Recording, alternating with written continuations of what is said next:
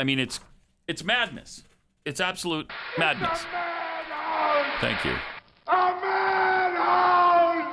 What he said. It's depressing. That's exactly what it is. It's depressing. In fact, I was looking up these numbers over the weekend. You know, if 25, the CDC says 25 deaths per 100,000 from the COVID. Yeah. You compare that, you know, we've talked about this, like the flu is 17 per 100,000. But it's like, you know. What about the pandemic of 1968 and 1969? What happened then? Over 100,000 people died.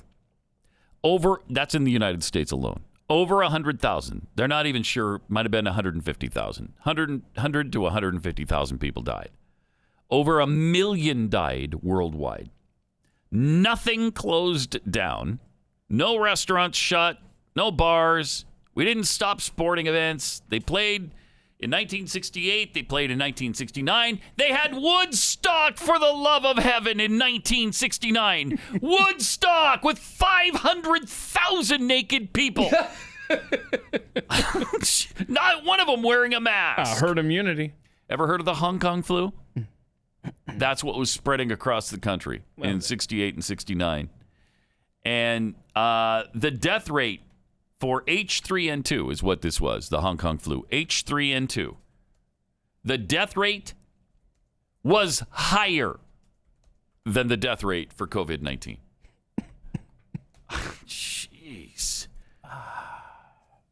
While much of the country has been asked to stay home and practice social distancing, social media users have started comparing the nation's current handling of the coronavirus to another deadly outbreak. Well, there's a couple of them, and we've compared them in the last couple of weeks. 1957, huge pandemic of a flu, influenza, where tens of thousands of people died. We didn't close anything.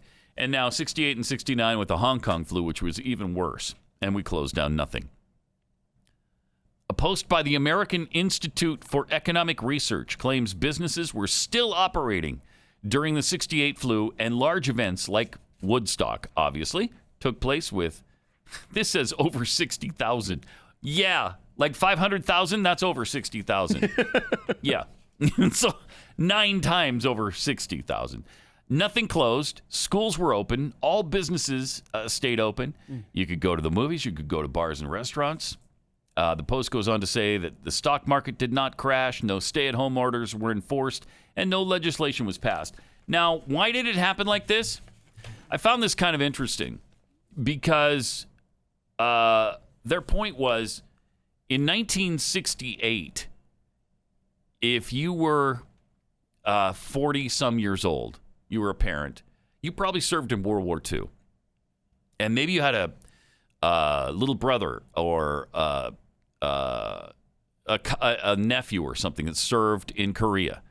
And you probably have a son that's serving in Vietnam. The United States of America was used to death. People died. And we understood that fact. That, yeah, some people are going to die. And they do. And they have.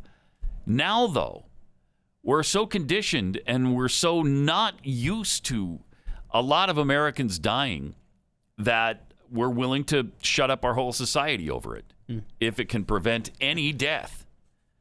So I don't know if that's the reason, but I thought that was an interesting explanation for the difference between 68 and 2020.